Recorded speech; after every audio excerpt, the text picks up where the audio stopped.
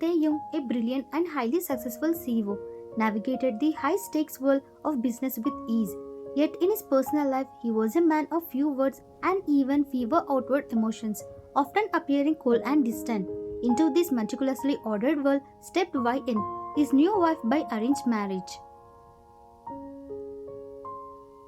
She was everything he wasn't: bright, genuinely caring, and wonderfully expressive with her feelings, a stark contrast to his own reserved nature. Their marriage, though legally binding, was a quiet affair marked by an unspoken distance that Y.N. yearned to bridge, hoping to transform their professional arrangement into a connection built on genuine affection and understanding.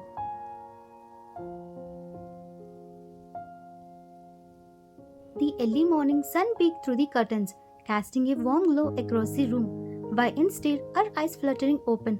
The first thing she saw was Taeyong beside her, still fast asleep.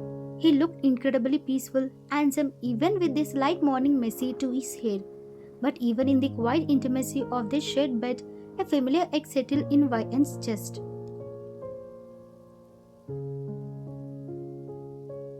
They were married, yet sometimes it felt like there was a delicate invisible wall between them, mostly put up by him.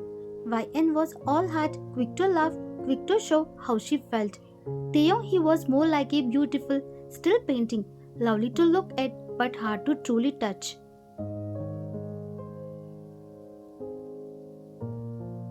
Y.N. whispering softly, a playful nudge to his arm, leaning a bit closer. Taeyong, wake up, sleepyhead. The sun already up. Are you going to sleep all day? Taeyong's eyes slowly opened. He blinked, a hint of surprise in his gaze as he met Y.N.'s eyes, then quickly looked away, a faint blush creeping up his neck.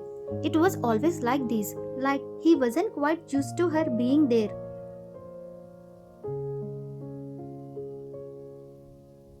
Y.N. a little louder, a warm smile on her face, trying to catch his eyes. Good morning. Did you sleep well? You were snoring a little, you know. Just a tiny bit. Sounded like a cute little puppy.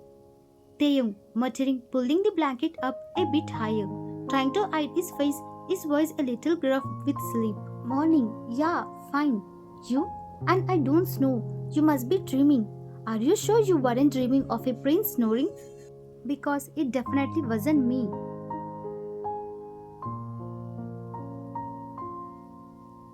He sat up, keeping a polite distance from her on the bed, almost as if he was afraid of accidentally touching her. Y.N. sighed inwardly. This was their normal, the quiet, almost formal space between them.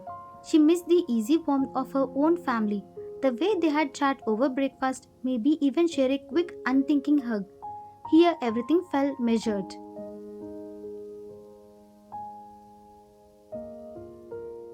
Y.N. a little wistfully, picking at a loose thread on the blanket. I did sleep well, thank you. But you know, I was just thinking, I really miss my parents. It felt like ages since I properly talked to them. I feel a bit homesick, honestly. Do you think we could call them today? And your parents too. It'd be nice to hear their voices, just to catch up.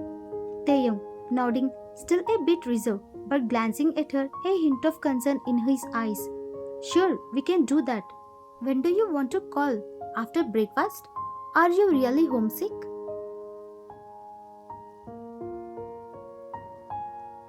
Y.N. meeting his gaze briefly, a small, sad smile.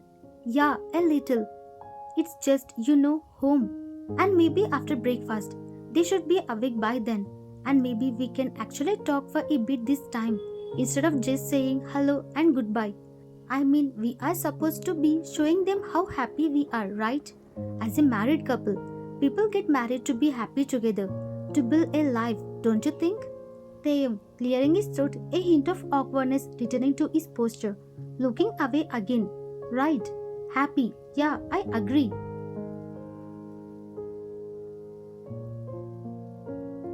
He stood up carefully, as if not to disturb the air between them, and headed towards the bathroom. Y.N. watched him go, a pang of longing in her chest. Happy? She wondered if he even knew what that meant. With her,